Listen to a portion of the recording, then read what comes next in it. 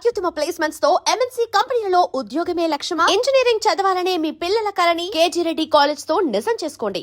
One నేను కొన్ని సినిమాకి మీరు మొన్న ఏదో ఇంటర్వ్యూలో అన్నారు, ఆ సినిమాకి నాకు టైం దొరకలేదు, నాకు టైం దొరికి ఉంటే కనుక అది ఒక బ్లాక్ బస్టర్ అవ్వాల్సిన సినిమాని ఫ్లాప్ చేశాను, నా చేతులారా అని అన్నారు మీరే. అంటే ఏది ఒకటి రెండు ఎగ్జాంపుల్స్ చెప్పగలరా మీరు సార్, జస్ట్ ఫర్ ఆడియన్స్? అంటే టైం దొరకవచ్చు బ్లాక్ బస్టర్ అనేది పడితే ఏదో ఎస్కేపిజం ఇప్పుడు సమయానుకూలంగా ఏదో ఆన్సర్ చెప్పేసి ఉంటాను. అంటే నాకు ఎందుకు ఆ సినిమాని హిట్ చేసే సినిమాని ఫ్లాప్ చేసే సినిమాని బాగా కలుగుతుంటుంది. ఇది నా చేతిలో ఉంది, ఇంకా నేను కొన్ని చేసి ఉండొచ్చేమో అనిపించింది. ఒకటి నాకు బోర్డు టైం ఇచ్చారు. ఎగ్జామ్లో ఏంటంటే దానికి ఇంకో వెర్షన్ ఉంది. కొన్నిసార్లు ఒక సీన్ వెర్షన్ మొత్తం మార్చేయచ్చు. ఓకే, దాని వెర్షన్ అంటే ఫస్ట్ హాఫ్ అంతా అయిపోయిన తర్వాత ఇంటర్వెల్కి యాక్చువల్గా హీరో అంతా డ్రామా ప్లే చేసిన కూడా ఒక వెర్షన్ ఉంది యాక్చువల్గా. దాన్ని బట్టి అంటే అదంతా కేవలం తనకు ప్రాబ్లం లేదు కానీ ప్లే చేస్తున్నాడు అని. ఓకే, ఎక్కడ నేను ఏమనుకున్నాను, ఎమోషన్ సైడ్ వెళ్ళిపోయాను. అంటే ప్రాబ్లం లేదు అంటే ఏదో ఎమోషన్ మిస్ అవుతుందని చెప్పి, కానీ హీరోయిజం చాలా బాగా పెరిగేది. నేను ఆ వెర్షన్ చెప్పినప్పుడు ప్రొడ్యూసర్ రామ్ గారు నన్ను గట్టిగా కొట్టేశారు, కొడుతూనే ఉన్నారు, బాగా అంటూనే ఉన్నారు వెర్షన్ చెప్పినప్పుడు.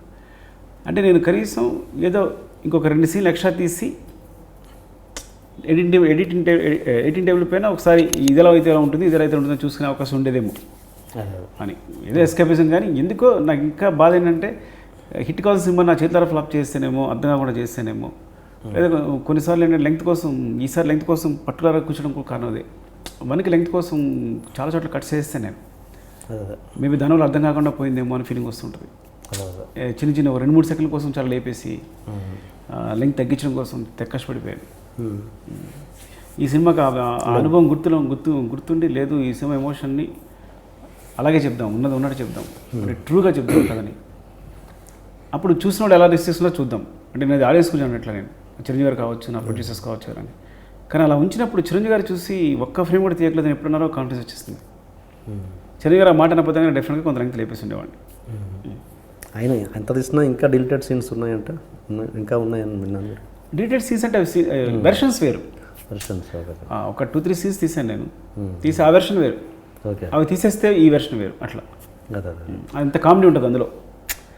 ఆ కామెడీ తీసేసి మళ్ళీ ఆ సీన్ బిగినింగ్లు ఎండింగ్లు తీసి కనెక్ట్ చేశాను అనమాట యాక్చువల్గా. సో 2 వెర్షన్స్ నా దగ్గర ఉన్నాయి.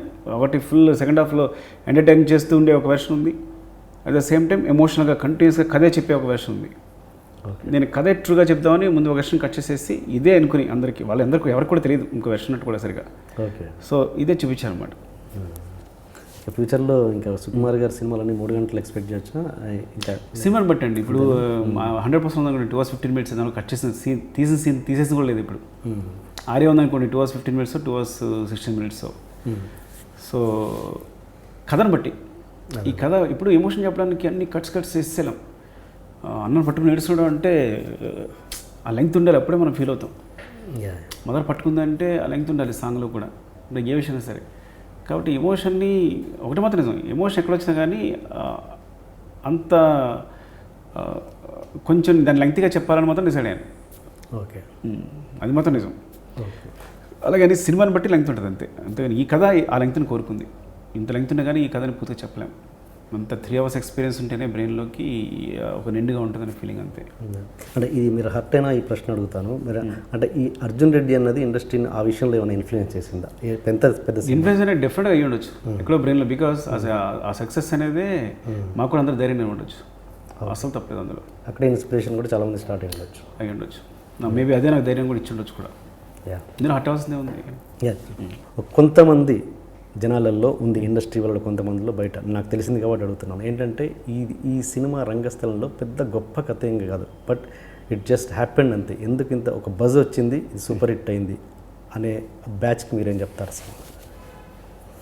అంటే ఇండివిజువల్ ఒపీనియన్ అండి. మనం అనుకుంది ఏదో మంచి కథ అనుకుని తీస్తాం, కంపల్సరీ ఆ కథ అనుకోకపోతే కానీ అంత కాన్ఫిడెన్స్ రాదు, తీయడం కావాల్సిన శక్తి రాదు ముందు అసలు. ప్రతిదీ మనం గొప్పది అనుకునే బటర్ ఫ్లాప్ సినిమా కూడా మనం చాలా గొప్పది అనుకుని తీస్తాం. సో నా ఒపీనియన్ ఆడియన్స్ ఒపీనియన్ మ్యాచ్ అయినప్పుడు అలా ఉంటుంది. మేబీ వాళ్ళు అనుకున్నది కరెక్ట్, అది నేను కరెక్ట్గా చెప్పలేను. ఇండివిజువల్ ఒపీనియన్ అది. సో వాళ్ళని కూడా ఖండించలేను కూడా. ఓకే అండ్ ఫోక్ సాంగ్ విషయానికి వస్తే దేవిశ్రీ ఆ పాట పాడారు కదా, అప్పటికి ప్రీ రిలీజ్ ఫంక్షన్లో అతనితో పాడించారు. అప్పటికి మీకు తెలియదా ఆ పాట దేవిశ్రీ ప్రసాద్ పాడాడు అన్న విషయం? ప్రీ రిలీజ్కి ఇంకా ఫైనల్ మిక్స్ అవ్వలేదా? ఓకే. రిలీజ్ ఫైనల్ మిక్స్ అవ్వలేదు.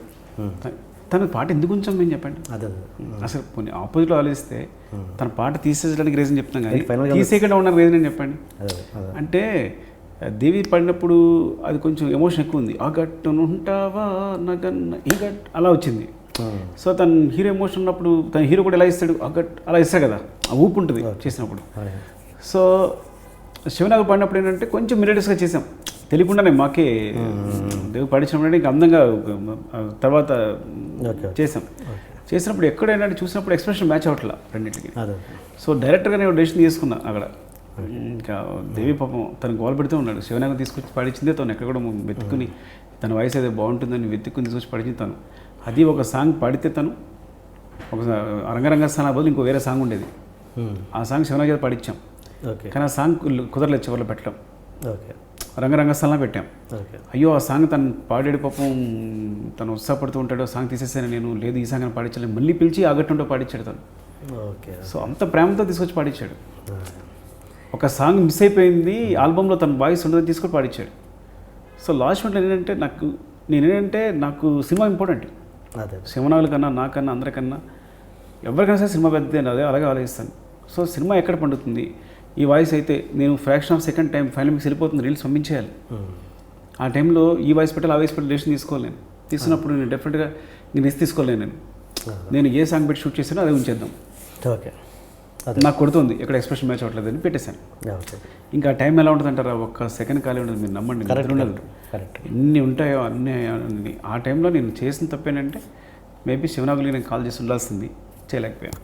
అది తన క్షమాపణ కోరుకుంటున్నాను. ఇంకేస్ తన ఫీల్ అయితే ఆయనకైనా సొల్యూషన్ వచ్చిందా ఈ అతడు? తనకి ఏంటంటే సినిమాలోనే ఉంటుంది కానీ బయట ఎప్పుడు తన ఆల్బంలో తన సంగే ఉంటుంది. అది మేము మార్చే ఉద్దేశం కూడా లేదు.